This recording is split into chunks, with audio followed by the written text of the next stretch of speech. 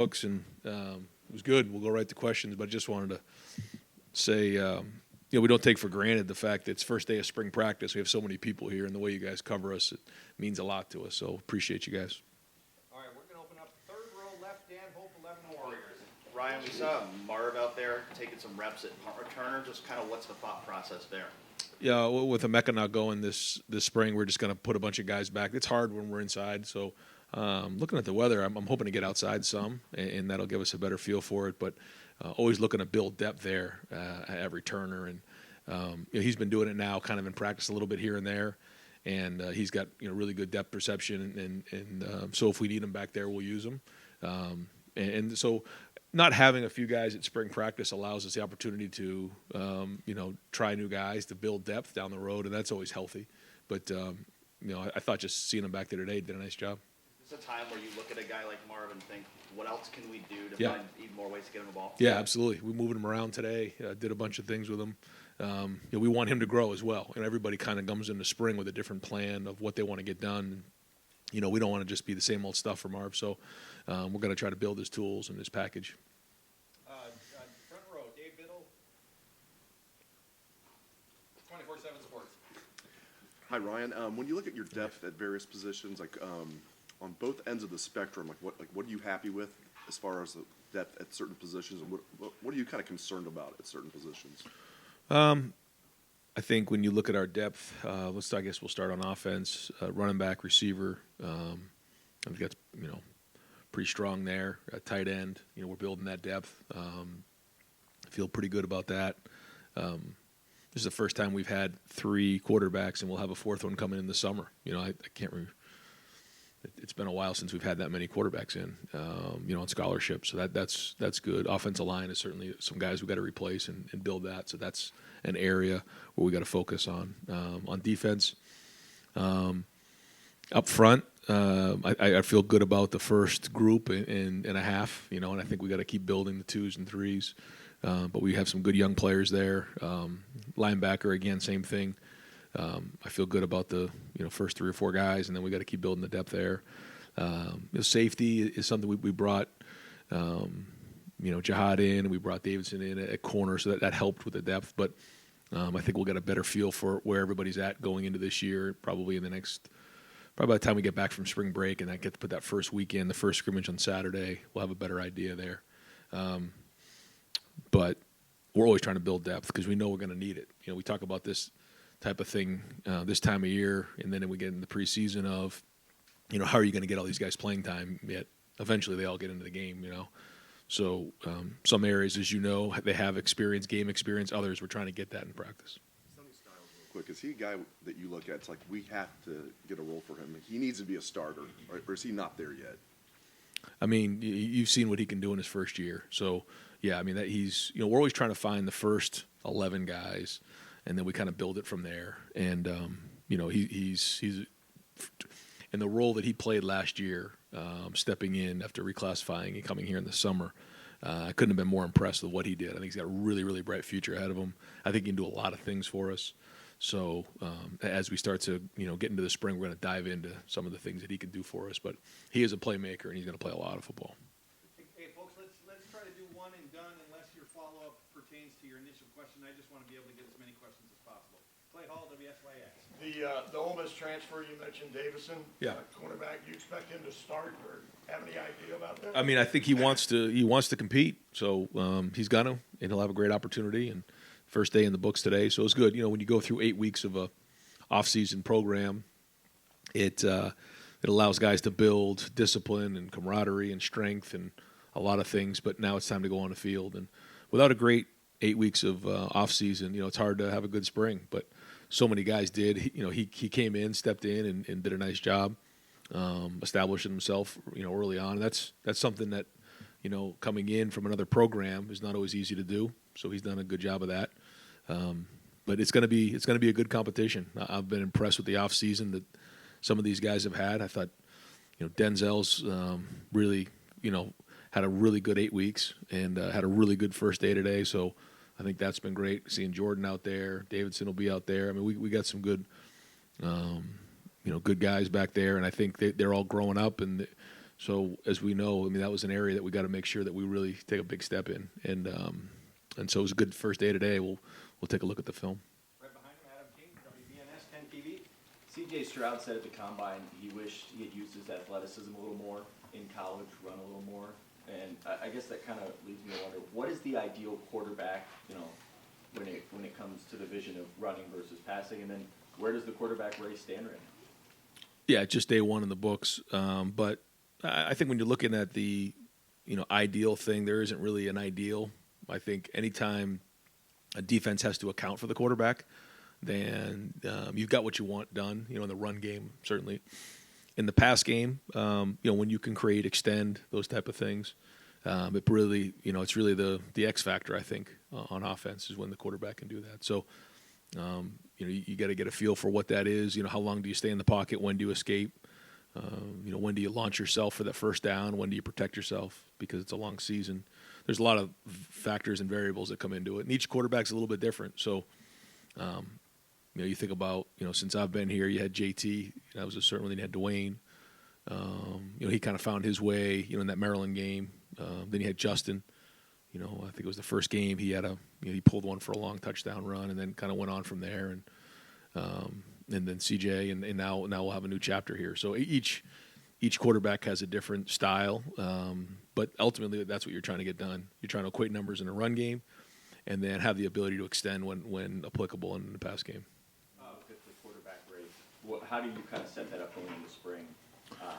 Yeah, those guys are going to compete and get a bunch of reps, and that's what's great. And we're running 3 groups right now, so there's a lot of reps to go around. And just the first couple of days here, and then we'll go on break, and then we'll come back and really dig in. Far right field, Justin Holbrook, WCMH. What's your relationship like with Coach Knowles, year 1 to year 2, having that full spring season, and now what are you looking for specifically that maybe you didn't think about last spring? Great relationship.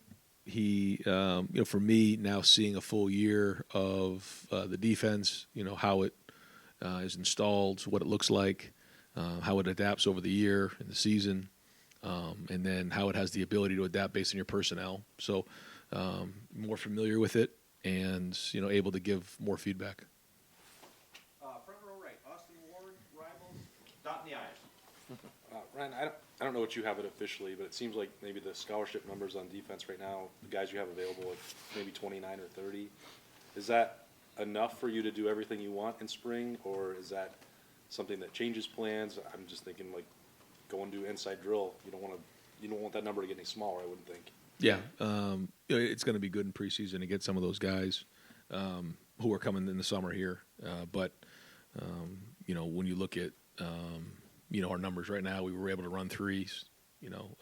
If we get some guys nicked up, we'll have to adjust, and that's something that's happened in the past. But right now, our numbers are pretty good. So looking to have a healthy spring and hopefully continue to play with 3 groups. The same thing on offense with what you have Dallin and Chip to go, but Evan's still working back, Trave's still working back. Like a lot of reps for them, that's a benefit. But does it allow you to get done with the rushing attack what you want? Yeah, I think so. And I think so much of it starts up front, and then preseason will be big. We kind of look at the 2 spring and the preseason as an extension or together. So practice 1 of the preseason is really like practice 16 of spring practice. So while we're not going to have some of those guys, there's still a lot of work to be done. And again, it allows us opportunity to build some depth, and then look to get some guys back and get them in game shape as we head into preseason. Right next door, Tim May, Letterman Row. Ryan, it appeared, and of course we don't get to watch whole practices very much, but it appeared you were roaming a little bit more. Are you moving more into that head coach, kind of like see the whole field, so to speak? Practicing. What I was that started like the first half of practice I was, and then Yeah. before you know it, I was down there. Really? I was Yeah. right back to where I was most of the year last year. But yeah, I'm trying to do more of that the best I can, and see it all. We have some technology where we're able to watch practice on a little bit of a iPad, and then kind of watch it. And I was able to do a little bit of that and kind of bounce around a little bit. So the more I can do that, I think the better right now in spring. Yeah. Did you feel good? I mean, did you like it though? I mean, doing that. Yeah. I mean, you have a bigger lens on everything, and you're able to see, from a big picture view. But it doesn't take long before I'm running over there and coaching up the quarterbacks. Yeah. Right next door, Joey Kaufman, Columbus Dispatch. Ron, we saw Mitchell Melton out there doing some drills with the defensive lineman. He's somebody you obviously didn't get to play last year. Just we're seeing his recovery and how's he coming along. Yeah, he's been cleared for individual drills, but we're going to kind of hold him to that for I think the majority of the spring, if not all the spring. We'll kind of see how that goes, but we're hoping he can make an impact for us this year. He had a really, before the injury, we were excited about him, what he was doing. So he's got really good pass rush ability and really good strength and play speed. So we just got to be smart and make sure we're bringing him back the right way. Second row middle, Nathan Barrett, Cleveland.com. Obviously in the window that we saw today, a lot of just sort of basic quarterback stuff as you're kind of getting things started. Yeah. I was curious, is there a break today between things like that and when you get more competitive with it into more decision-making things? And how do you fold that into the spring? Because I assume that's going to be a huge part of the evaluation. Yeah, huge. The first few days without pads on is really just building the foundation. And anytime we've gone away from that, we feel like it's been counterproductive. You still kind of have to build and paint the bridge the right way. So that's what today was all about. Day one install really hasn't changed for 7 years here. We'll continue to do that and build it as we go. But quickly, as we get back after break, there'll be a lot of competitive situations and winner-loser days. Say when you come back from break, that first Saturday is the first scrimmage? Yeah. Yep, that's the plan. Was that the 25th, I think, right? That'd be a scrimmage. Is that the 25th?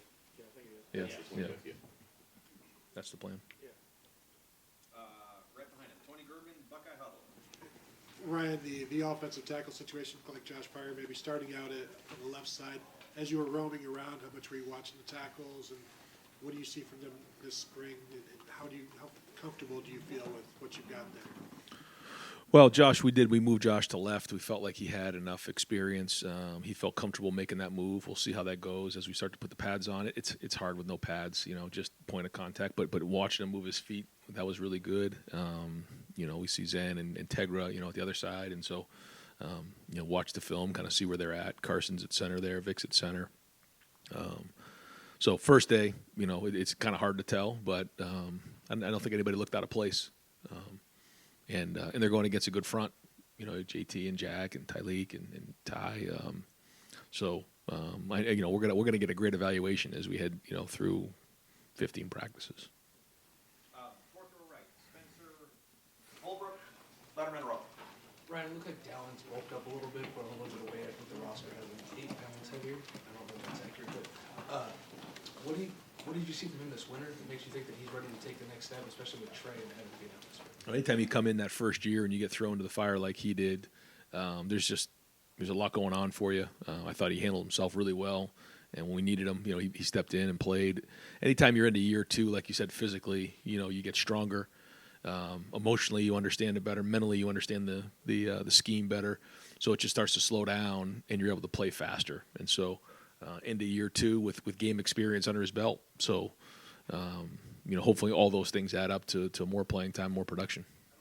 Apprehension is the right word, but it seemed like there was some hesitancy to play him a little bit down the stretch there in the season. But what do you need to see from him this spring that kind of clears those concerns and makes you think, okay, he could be a guy that we need to rely on? Just keep building. Just being consistent with assignments and knowing exactly what you're doing in the pass game and a run game across the board. And all indications are he's going to be able to do that.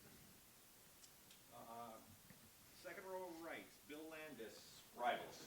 Ryan, you have a second-year group of receivers that didn't play a whole lot last year. Sounds like they're going to have opportunity in the spring with Emeka and Julian now. Just what are you looking from that group that's going to tell you that they're making the right strides? Yeah, the truth is they're going to get really pushed by this freshman group. The three guys that came in have made it already an impact.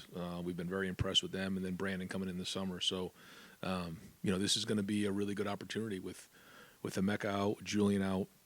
We're going to be smart with X and with Marvin. Those guys have played a lot of football. So, like you said, what an unbelievable opportunity for all those guys to step in and play. And so this is a very, very big spring for them. Right next door, Doug Lamreese, Cleveland.com. Fine, it's day one, but Jelani Thurman, just looking at him out there, the size and the way he moves, you don't want to put too much on a young guy, but just when you see it and what you know in recruiting, what are the possibilities there? Yeah, I'm again, it's hard to tell early on, but he has all the tools.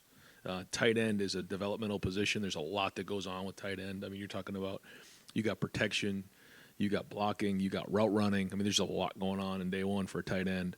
But all the tools are there. His mentality and competitiveness we've seen in the last 8 weeks.